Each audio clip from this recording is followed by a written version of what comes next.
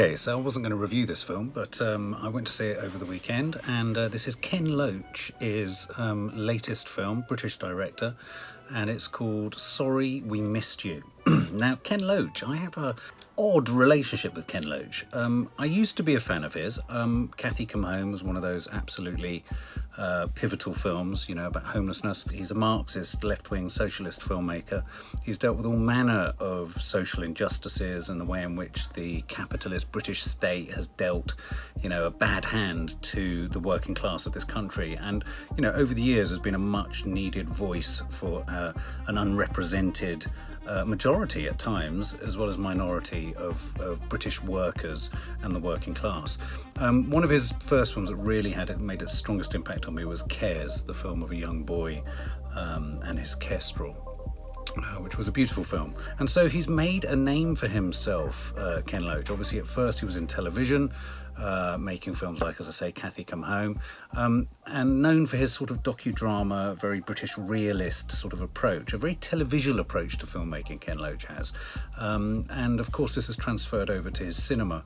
Now, when I was sort of a film student, I was very much looking at films of his like Hidden Agenda, Riff Raff, Lady Bird, Raining Stones, those kind of films. And at the time, it really chimed with my political leanings at the time. You know, Ken Loach and Mike Leigh were both filmmakers to turn to for sort of social observations. Mike Leigh much more of the sort of lower middle classes, and Ken Loach much more about the worker, British worker's perspective. And yet very early in my career I had the great fortune of being able to interview him very briefly for a documentary I was making at the time about the British film industry, or the state of the British film industry. And I was so beyond excited to meet him. You know, I knew that he was an absolute doyen of British cinema and you know, a real believer in independent cinema. I mean, he's obviously been in the press recently slamming superheroes for being the sort of burgers, the fast food of mainstream cinema at the moment, chiming in alongside Scorsese.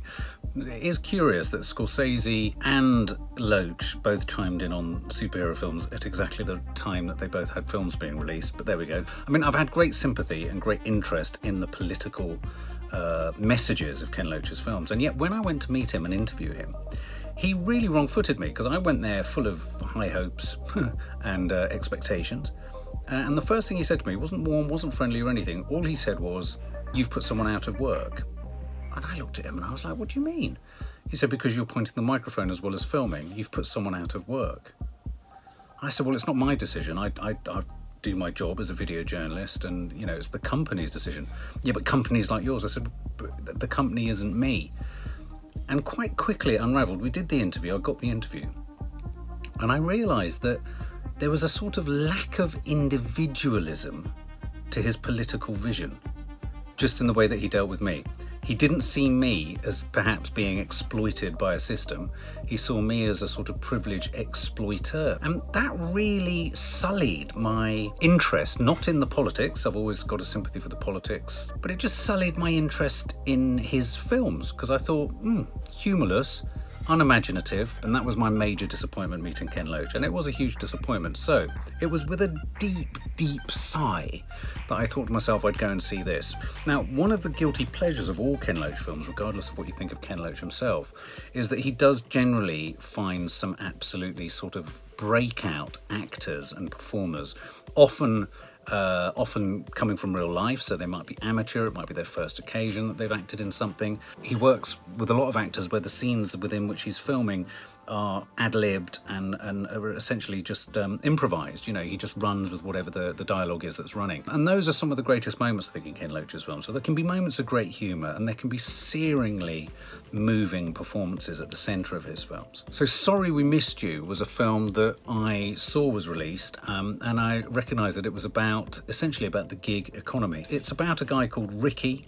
Him and his family have been fighting an uphill struggle since the 2008 financial crash.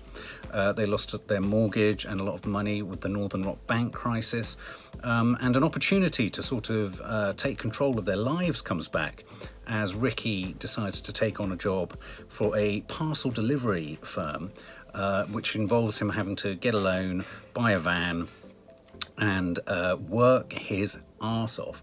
And the film goes to great lengths to show that he is he's a franchisee, he's not an employee. And this point is really the heart and is the centre of this film's message, is that the employers in the UK and all over the world at the moment, 0-hour contracts and all that kind of stuff, place the burden of responsibility on the employee. And so this film went to great lengths to illustrate that, you know, the employer, the bald employer, the sort of bullish guy who runs the delivery service, says to our Ricky, you know, you're in charge, it's your van, you're going to be running your own business, sort of making him feel emancipated and in control of his destiny, when of course it's a total con, because unless he hits the ridiculous delivery schedule, unless he gets everything in on time, and as long as he doesn't miss a day's work, and if he does miss a day's work it's going to cost him 100 quid and he has to find another driver, with all those provisos and caveats, he's his own boss.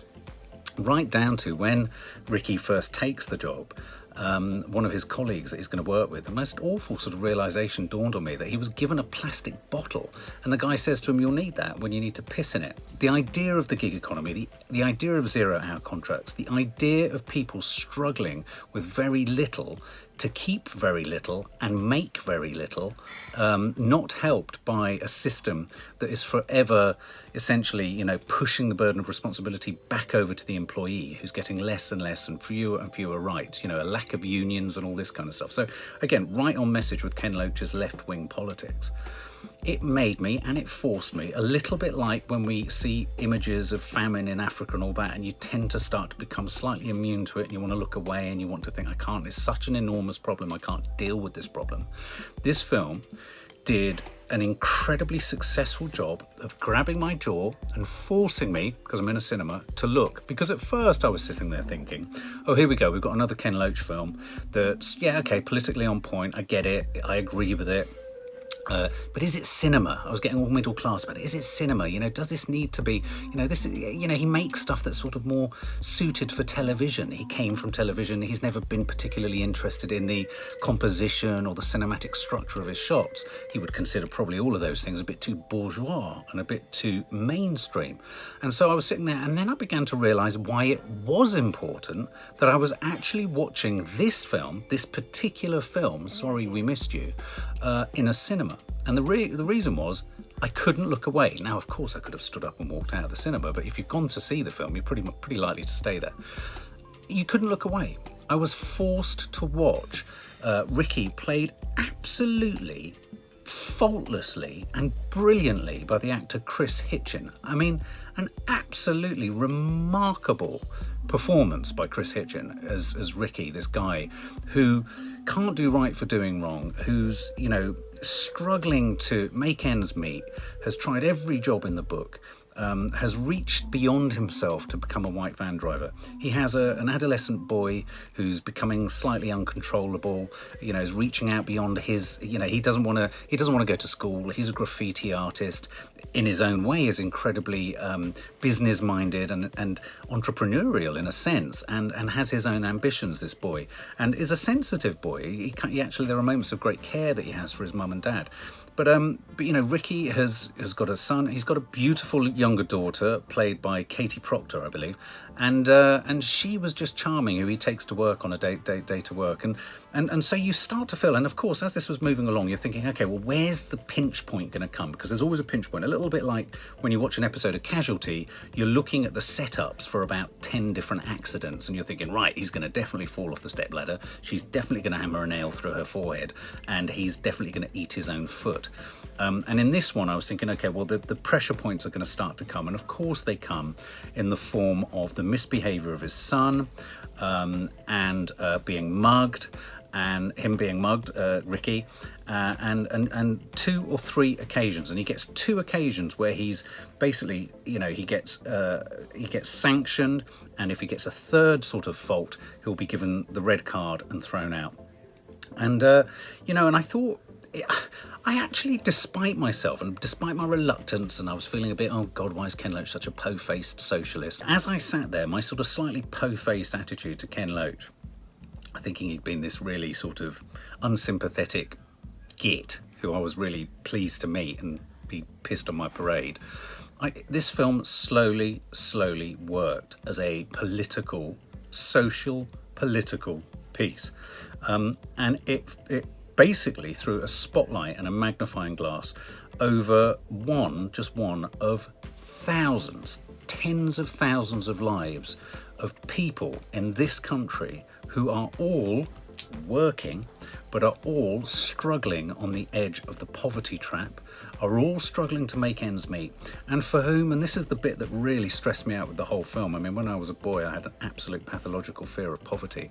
And, you know, this film just illustrated that really it only takes 1, 2, 3, like in a boxing match, a jab, and a right hook to your, metaphorically, to your living circumstances, for the entire foundations of a family life to start to waver and just come falling down around him. His disorientation, Ricky. His wife, played by Debbie Honeywood, she was absolutely beautifully played as well. Again, I don't think a professional actress, or if she was, she hasn't had many parts, because there was an authenticity and a documentary-like feel to many of the scenes of the family around the table. You know, the boss, the horrible bald boss, who is just like an absolute bullish bastard who takes no shit, who gives him his, you know, his thing that the, when someone comes to your door and knocks on your door and you have to sign it with a pen and you just go squiggly, squiggly, gives him that and says, this is your life, this will take you everywhere, but if you lose it, of course, it gets damaged, he's liable for it. You know, he was an absolute bruiser of a boss. And yet he's got pressure coming down on him. We weren't made to care particularly about his pressure. He was just a bruiser and a nasty bastard. But, you know, you're aware that, you know, this pressure is hitting different strata of people at different levels. And then you just see the dysfunctionality. So what would have become the dysfunctionality of a family? So the teenage boy begins to misbehave more because mum and dad are slightly stressed and tired because they're working harder and harder. The mum's had to give up her car in order for them to get the money to get the van. The daughter starts wetting the bed because she's aware that dad's stressed and that he's had a row with her brother and their son. And as those sort of drip, the drip effect of ever diminishing choices and an ever diminishing circle of just lack of choice and lack of maneuverability and no way to escape the ever building layers of debt and claustrophobia and emotional claustrophobia. Ricky is at the centre of this, and the film interestingly ends at a point where it offers absolutely no solutions. It just spirals you. It kind of gets your chest and it tightens you up. And because the performances of Kris Hitchen as Ricky is so powerful, and because his supporting cast of all of his his family members are so naturalistic and real, you believed every part of this. And so this went from me thinking I knew what this was going to be to becoming a vital but vitally difficult experience to watch. It was painful to watch. I was torn up, I was twisted, my gut was wrenching, and it leaves you with no solution, just as there's no solution to anyone in this situation. It left us simply with Ricky driving. I mean, I didn't know whether suicide was around the corner or bankruptcy, whether he had his job. You know, it leaves everything so open, just as all of our lives are. No life actually has an end point other than death. So insofar as, you know, this was a film with a beginning, middle and end, it just kept building and building and building, and the stress was getting more and more stressful. It was like a sort of Ken Loach's version of Goodfellas, as the issue, and the more and more that Ricky started to drive around and around and around, the more and more you realised that, Ricky was sort of in a more and more complicated labyrinthine. There was no Google map to get him out of the mess that he was in. He just kept driving and driving, chasing his tail. And in that sense, it was like a horror film. For me, it was a socio-economic horror film that became exhausting. I mean, I left the cinema absolutely on the edge of my seat and feeling ghastly and appalled at any of the luxurious issues I have in my life, really. And it also made me think that the next time I get a knock at the door and one of my Amazon parcels is being delivered, or, you know, whatever it is, spare a thought. I'm going to spare a thought, and I plead with you to spare a thought for that person who is under the cosh, who is stressing having to deliver as many as they can, otherwise they won't earn their money, they won't meet their targets, who's had to probably, beg, borrow and steal in order to just have the white van out of which they're delivering. And so when they are stressed and when they are at their wits' end and when they aren't as friendly and as lovely and as amenable on your doorstep as you'd like them to be, because if you were in a bar you'd be far more polite with each other, just spare a thought for the fact that they're making ends meet and they're busting a fucking gut trying to get this parcel to you because you're just one of 60 zillion they've got to do that week in order to just pay the rent to live in a place that's so small for them. So Ken Loach, you were a miserable bastard to me, a miserable bastard. But this film is a vitally important film to have been made. It was one of those films, a sort of Kafka-esque nightmare, a proper nightmare, where the more and more they fought to change their situation or get out of their situation, the more and more embroiled and trapped within their situation they became. And though it's not necessarily particularly cinematic and does come out of the ethos of British docudrama filmmaking, the act of going into the cinema to see it forces you to look at something in an unavoidable manner. It makes you blanch and flinch, and you can't look away because you are in the darkness of a cinema. And I haven't had a cinematic punch quite like that in many years.